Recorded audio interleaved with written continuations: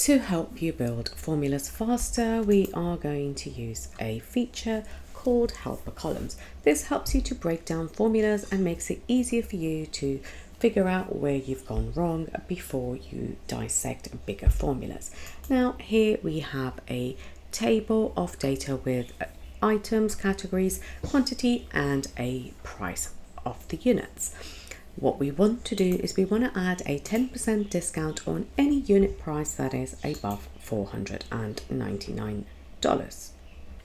Let's start by adding the percentage of discount if this is eligible. So we go to an if formula. If, let's open the bracket, if the price here is greater than or equal to $499, then we want to add a 10%. And if the value is false, we're simply going to add a 0. Let's close that and press enter. You can see that the first price is above $499, and so we are going to drag the formula. We have two cells right here with the 10% discount. Here we're just going to define if the price is above $499.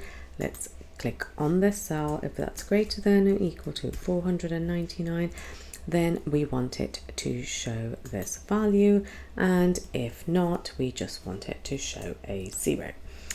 Let's enter and let's go down.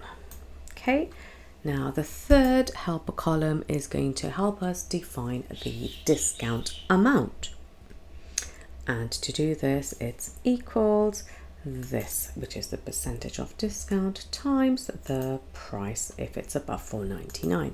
Once we drag this formula, you can see that the discount is only going to apply to those two items that are above $499. The final price is going to be with a formula which is the actual price. So we have the column E here, and we take it away from the discount amount. And let's take this and double click, we drag the formula, we can see that we have now the total price of all the final items with a 10% discount above $499. Now let's have a look at how we can add the full formula here and see the complexity of formulas and how we could potentially get it wrong. So once again, let's start with an if, and we want to check if the price here is greater than or equal to $499.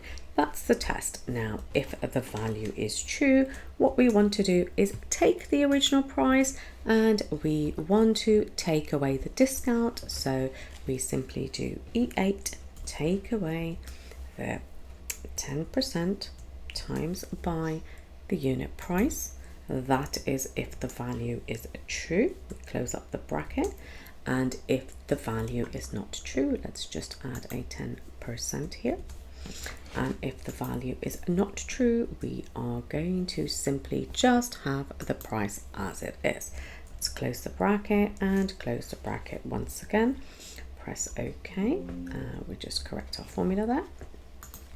And just drag it down. So you can see that we have the same number here with the same calculations, and as you can see, the formula is fairly complicated, so if you were to go wrong anywhere, it would be very hard to understand where you went wrong. This is where helper columns come in handy.